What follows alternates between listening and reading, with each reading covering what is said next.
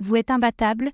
Madame Déborah Lapido était une prophétesse et une juge des Israélites qui a fait ce que les autres femmes ne faisaient pas pendant la période biblique.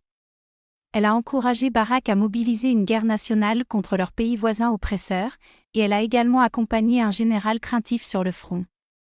Pendant cette période, n'étaient pas à la hauteur de leurs ennemis car ils étaient peu nombreux. En fait, Barak, le chef de l'armée, avoua son scepticisme et insista pour ne pas lancer d'offensive, sauf que la prophétesse Déborah l'accompagna. Par conséquent, pour assurer la délivrance des Israélites, Déborah a agi contre leurs traditions et a accompagné Barak à la guerre. L'Écriture sainte rapporte que Barak lui dit, « Si tu viens avec moi, alors je viens, mais si tu ne viens pas avec moi, je ne viens pas. » Juge 4h8. Par conséquent, Déborah partit en guerre aux côtés de Gédéon pour défendre leur nation, et ils remportèrent la bataille. Juge 4, 23-24. Leçon, les croyants doivent comprendre leur position en Dieu en tant qu'enfants de Dieu imbattables. Nous, les chrétiens, avons l'Esprit de Dieu qui réside en nous. Et nous devons nous considérer comme imbattables.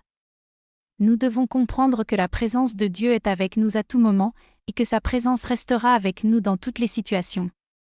En attendant, la présence de Dieu ne doit pas être considérée comme récessive dans la vie des croyants.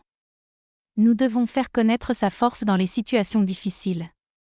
Nous devons également nous lever pour défendre son standard de justice lorsque personne d'autre ne le ferait.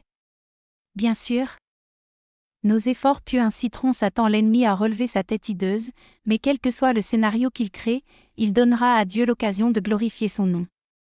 Autrement dit, Dieu apparaîtra pendant nos moments difficiles pour se montrer fort. Mais que dire d'autre ? Devrions-nous dire que Dieu manquera à ses engagements envers les personnes qui défendent son standard de justice ?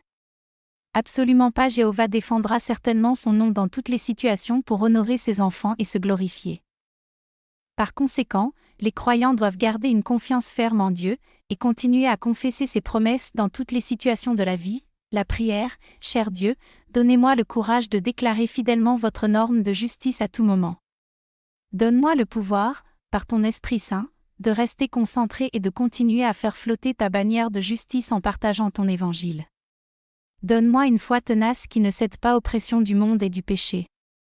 Aussi, ne laisse pas ma foi s'affaiblir pour accepter la défaite lors des défis, mais laisse-moi continuer à confesser ta justice jusqu'à ce que je triomphe pour témoigner de ta bonté.